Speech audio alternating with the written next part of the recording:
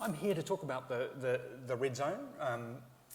Prior to setting up UrbanShift, I work for myself now, I was the design lead for the Ōtākaro Avon River regeneration plan.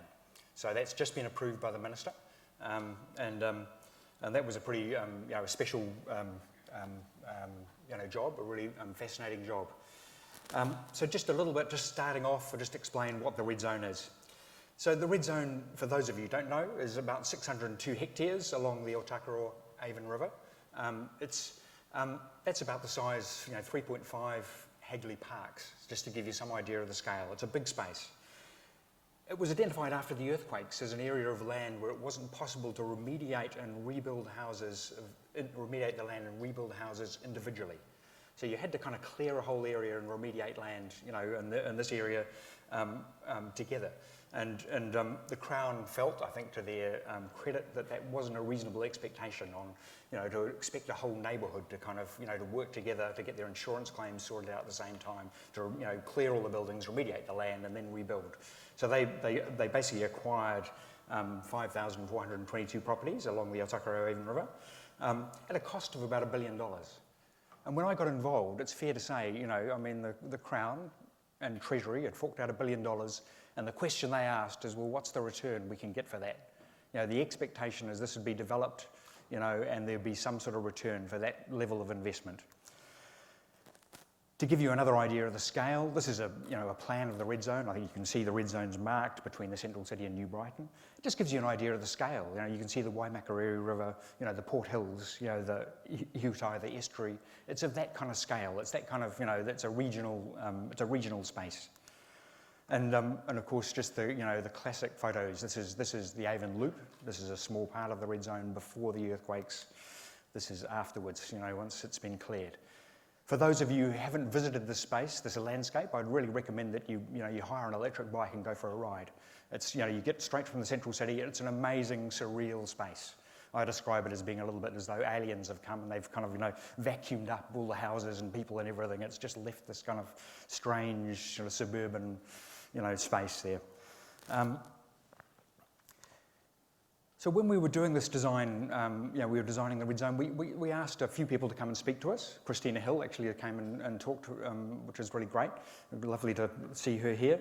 But Rod Oram came along and he challenged us a little bit and he said, I've looked around Christchurch and I see what you're rebuilding and I think you're rebuilding, a late 20th century city. You're rebuilding what we had before and it's a bit better and it's, it's a bit flash, but you're not doing anything special. And he challenged us that the opportunity with the red zone was to rebuild something for the 21st century, something that responded to environmental issues, and look, I don't, sorry Rod, I haven't got all the answers, but I just wanted to share some of the things that we went through and what we were thinking and how we went about it, and the hope that it's, is part of a larger conversation. And really, we've tried to respond to some of the big issues, sea level rise, water quality, biodiversity that we think, cities are going to be facing, in the next century. And what's really interesting, I think it's a test case for towns and cities all around New Zealand, and I'll explain why. Look, after the earthquakes, parts of Christchurch sank by up to 1 metre. From sea level, they went down 1 metre, so we had literally a metre of sea level overnight. And there was significant lateral spread, and I won't get into any detail about how much, but in places, certainly close to the river, land was moving up to 2 metres sideways, so it was liquefied. The soils turn to liquid and they slump into the river corridor. And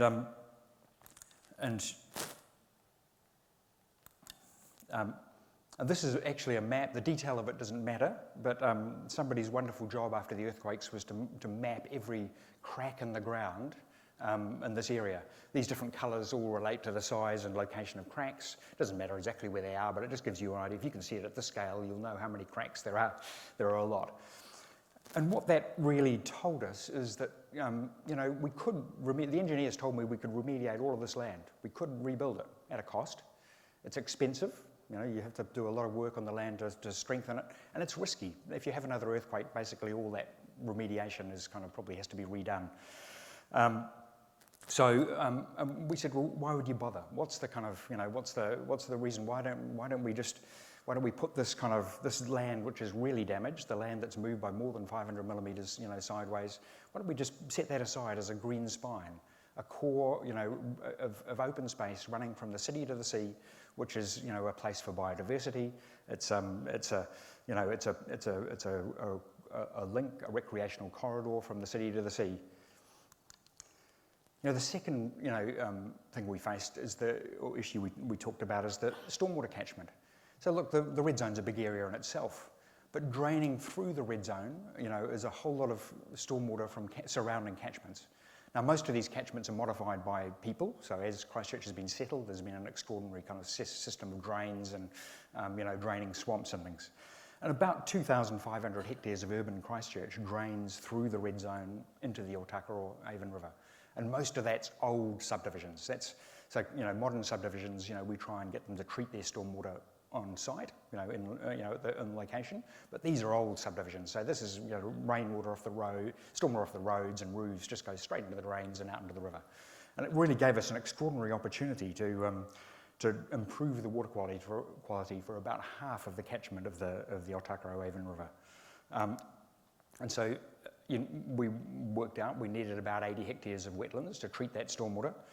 Counterintuitively, that has to be above the Stopbanks. You can't put it below the Stopbanks. You don't want to basically wash the pollution out to sea, every first time it floods. So that's the kind of, and the third big issue is, we had a metre of, sea level rise overnight. So what does that look like? Look, the details of this plan don't matter. That's, where the colour's yellow, that's, a metre and a half of flood water. When it gets into red, that's more than 2 metres. But, the details of this particular plan don't particularly matter. There are a whole lot of different scenarios, but flooding's a big issue. And what I didn't realise before I started is we have temporary stop banks along the length of the Avon River, from, top to bottom, almost the entire length of the corridor where I was working. And we have 17 pump stations. We are closer to Holland than we like to think. And so for those of you who don't know, what happens is, when the river floods, we have to have the pump stations to pump the stormwater from all that 2,500 hectare catchment. They have to pump that up and over the stop banks and into the river to get rid of it, because otherwise you end up flooding behind the stop banks. So we kind of have a few solutions to try and figure out, well, how do we deal with this? And I think, with the help of Christina and other people, we started thinking, well, actually what we need to do is to set the stop banks back from the river. So, and to make something more of them, it's an opportunity. And if we did this right, we set it back from the river, we make the stop banks less vulnerable. They're not on the really damaged land close to the river. But we also have an opportunity to create terraces with, biodiversity, and to use natural systems to protect that engineering kind of infrastructure.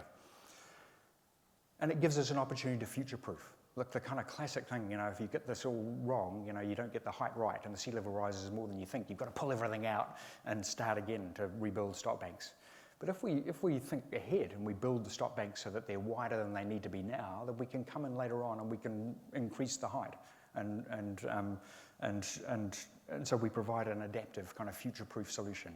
It's a way of kind of, I guess, we've got all sorts of predictions, but which ones are right? So I guess in summary, what we're kind of looking at doing, and this is probably something only no surprise to a room full of landscape architects, is working with natural systems to protect the stop banks, to detain and clean the stormwater, and to provide some kind of adaptive, future-proofing. Now, I'm going to venture into kind of, territory which is outside my expertise here. Joseph Hullen is speaking this afternoon about a variety of, about mahinga kai and a range of other concepts in the rebuild. So I'm really looking forward to hearing from him. But, we work really closely with Ngāi Tuhuriri to develop our thinking about this. And one of the exciting things I think about Te Tiriti o Waitangi is it gives us perhaps some tools and some ideas to deal with some of the problems that we haven't dealt with very well in the past, and water quality and so on are examples of those. From my understanding, and I stress that I'm a Pākehā talking here, mahinga kai is about more than gathering food. It really describes a relationship between people and place. And it's kind of, for me, it's a way of moving past land use, land use by itself. Land use, what are we doing? We're using the land. I mean, really? It's I think we need to, and traditionally, the parks and green spaces that we've talked about are about protecting nature from people. It's about, it's a division, it's a kind of thing. And I guess for us, Mahinga Kai offered a framework that included people in the landscape and as part of it, that included, understanding, restoration, culture, and a sustainable use of that land. So, for us, that's something we've tried to incorporate in the regeneration plan, and we've done a lot of talking with Ngāi Tuhuriri about this. And as I say, I look forward to hearing from Joseph this afternoon. So what's special about this kind of this plan? And as I say, I think a lot of these ideas are ones that as landscape architects you'll be really familiar with. Billy Fleming was in the New Zealand Institute of Architects brought Billy Fleming over this year to talk, as their Ian Athfield lecturer. And he said, he's one of the architects of the Green New Deal in the States, this talk of a kind of a sustainable infrastructure development. And he said, look, there are real limits to what a single design firm or even a collection of design firms can do. There are certain areas where government has to get involved because some problems are at a scale that is much larger than that of a project that a firm might take on their own.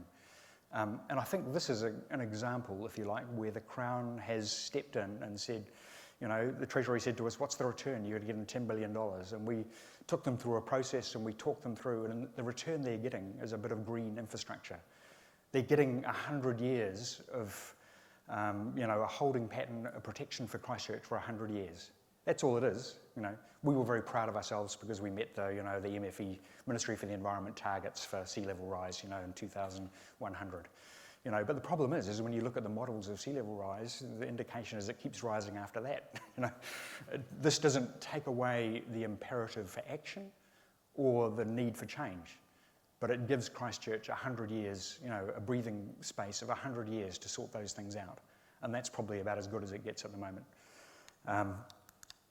So look, I think I'll leave it at that. Thank you very much.